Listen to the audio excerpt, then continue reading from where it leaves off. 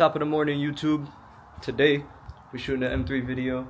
I'll break down everything that I have done to it, everything that I've had to do to keep it living this long, what you should do if you have a high mileage M3. But before we get into that, I gotta finish washing the whip. You see it, you see it. Clean your barrels. I haven't washed the car since we came back from North Carolina and everything, so I also just swapped the other Recaro back in, so my interior is looking complete again. If you guys watched the road trip video, you'd know I had the stock seat in for a little bit. But back to normal. The vehicle is looking clean. Got the E90 M Fizzy.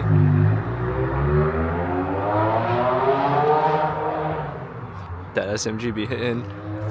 Anyways. Good old cold start.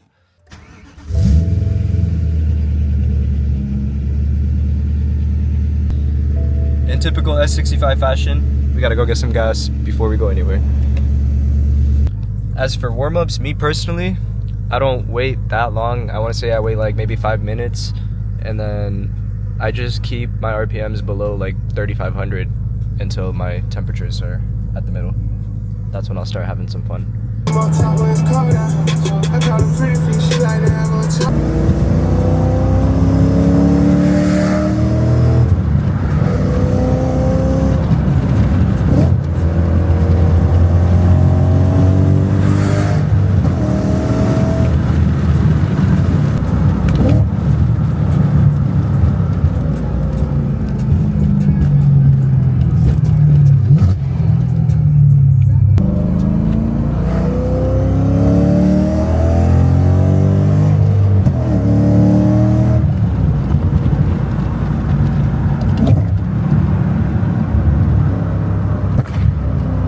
Nice little pop.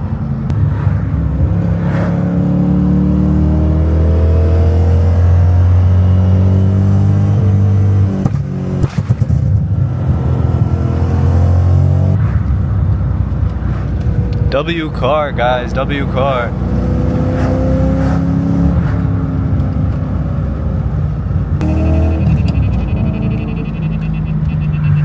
Shut up. Cool. Shut up. Beverage of choice today, dragon fruit vitamin water. W Bev.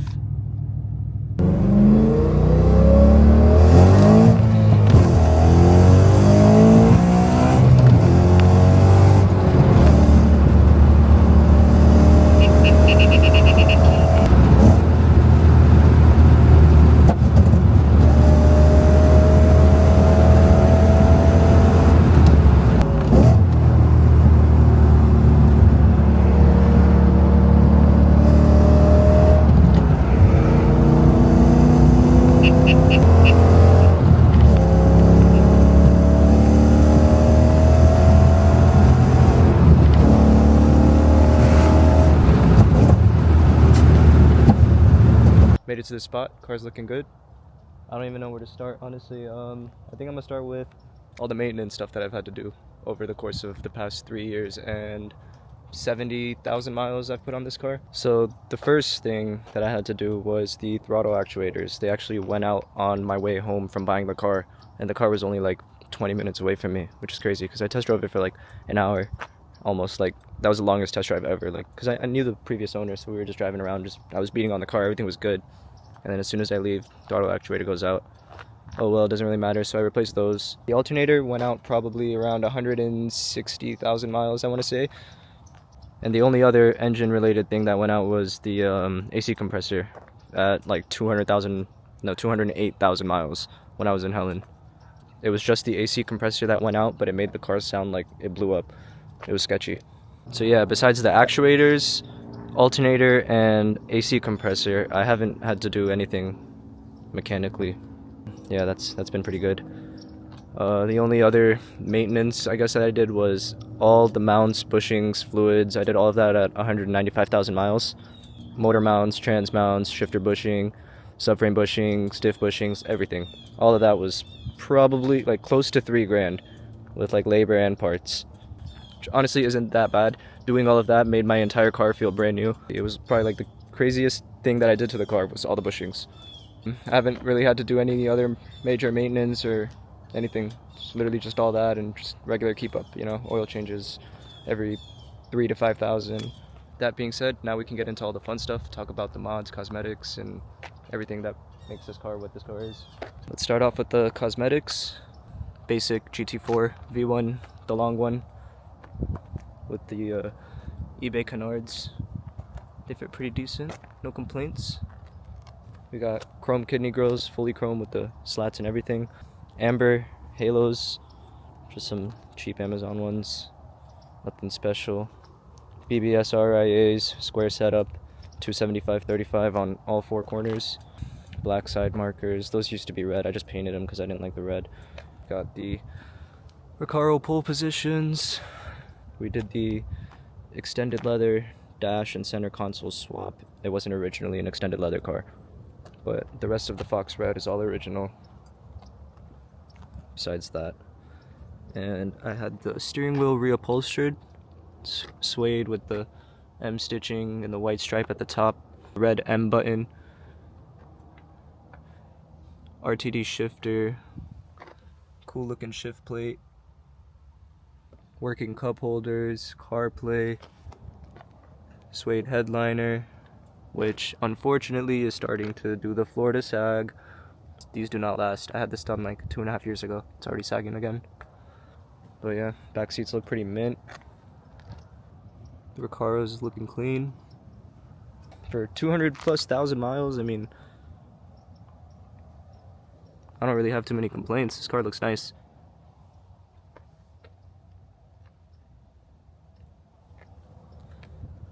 Just the rear fitment currently, looking clean on the all seasons. Carbon CSL trunk, exposed edge. We got a diffuser that's molded to the bumper. Exhaust tips that stick out way too far. It's an E92 exhaust, so I need new tips. We got the FA license plate, the M, the racing flag, looking sick. Super tinted. This car has 5% all the way around, 10% on the windshield, and it's wrapped in British Racing green. Yeah, car looks pretty good. Moving on to, I guess, performance upgrades. Brembo's retrofitted off of a Evo 8. I believe those use the stock rotors and everything, so it fits pretty well in this car. Let's get under the hood. Under the hood is a mess, but we got valve covers with the M colors splattered all over them. Came with the car. Got a carbon AFE intake that has clear coat crack on it. I got that off of a E92 that I was flipping. I just swapped it with the intake that I had, which was the same one but non-carbon. I have the Ultra Racing strut bar, and then I also have the lower bar too. The sway bars in the front. Yeah, that's about it. Exhaust wise, it's pretty tame. I have a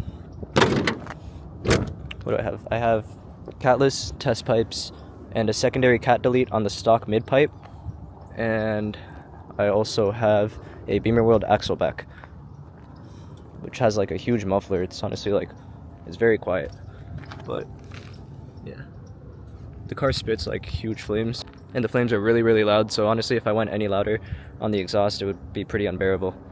I mean, that being said, I could probably just get rid of the flames and not spit flames, but the car has been on this flame tune for literally 60,000 miles, maybe 65,000 miles, and it's been so good to me that I'm kind of scared to take it off, because I feel like the second that I just changed something about the car, it's just gonna squeak out and it's not gonna like it. So far, so good. It's honestly my favorite car ever. This is the car that I've always wanted since I was like 12. Originally, my dream spec, E92, it was an E92 because I didn't really know about E90s back then. I was a kid. I wanted a white on red E92, and I thought that was so cool. But I did that with my 335, so I had an E92 335, white on red. And after that, you know, I matured, I want to say, into E90. I've had 5 of them now, like E9X M3s, 2 convertibles, 2 coupes, and the sedan. But this car is the car that honestly just made me stop selling cars. I used to go through cars like crazy. How could you not enjoy a 6-speed 4-liter high-rev in V8? It just sounds crazy, looks like this.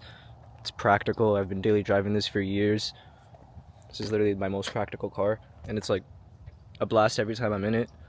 It takes me literally everywhere I need to go. There's literally no reason not to like this car. Yeah, I get it. It's not the fastest. Doesn't have the most torque. But man, there's something about these cars, man. I've had M4s. I've driven all types of like BMWs, but these cars will always hit different. One thing I want to point out with these cars is the higher mileage cars, the ones that are driven hard, seems to be the ones that last the longest, you know? This is the most like highest mileage car I've ever owned. 218 to almost 219,000 right now. And it takes all types of abuse that I throw at it, like literally anything. I'll drive this car hard, I'll clutch kick it 100 times in an hour, and it'll take it. Clutch grabs every single time. It's original motor, original trans. To my knowledge, original clutch. I have no history of the clutch ever being replaced on this car. Front fitment, tight shit. Valid. Basic maintenance wise, oil changes every 3,000 to 5,000. I've done my spark plugs on this car twice the entire length of ownership. They're honestly super solid cars, really good. Just gotta take care of them, honestly. Just do whatever you gotta do to keep it running right at all times, and then you can throw all types of abuse at it and it'll take it. As for audio, I have the Alpha 1 under seat subs, like the OEM Plus upgrade. Those be hitting. I have the individual audio from factory, which is the best option speakers that they had at the time. So that, plus the subs, and with the CarPlay and everything, it sounds pretty good. Here's idle, super tame, not obnoxious. Gets louder when you get on it. This car just looks so good. I have the MMI Prime CarPlay unit, which uses the factory screen, obviously factory controller. If I just hold the menu button, it'll go back to the original everything, and all of this still works great. And also one thing to note, this is a 2008 car, but literally everything is LCI converted. As you can see, I have the LCI iDrive unit, I have the LCI headlight switch, aluminum pedals from Dynan, suede handbrake boot. I do need a new handbrake. Full carbon trims, all OEM. It's a good spec car. It is jet black under the wrap, so jet black on fox red. Now it's extended leather converted, but yeah. Very nice car. Can't forget the Uniden R3 hardwired.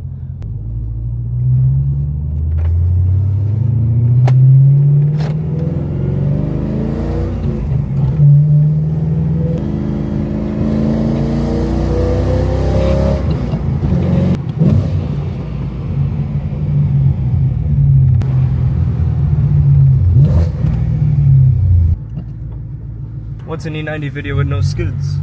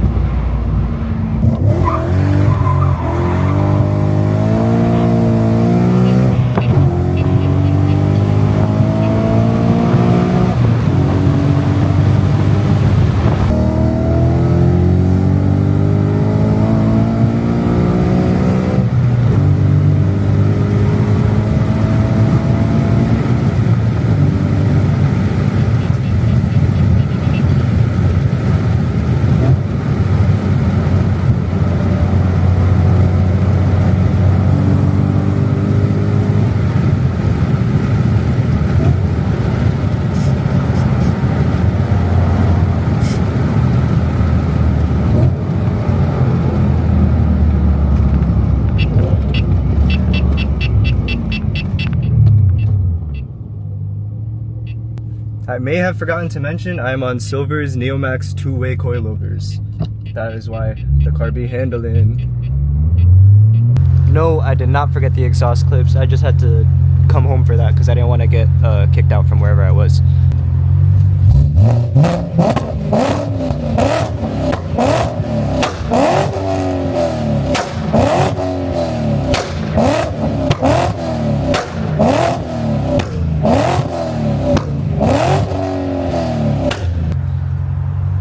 That's the M3. Alright guys, so I think that'll do it for today's video. Look, we got all the whips right next to each other. This is actually pretty sick. Got the M3, the AMG, lightly smoked PPF headlights. Just did that the other day. Looks pretty sick. We got the GS300, big drift car build incoming, 2JZ, R154, standalone ECU, all the good stuff. Don't forget to like, comment, subscribe for more videos. Definitely got more stuff coming. This is just the beginning. So far, just knocking out all the basics. We still got my dog Queens over here. But yeah, that's it for today.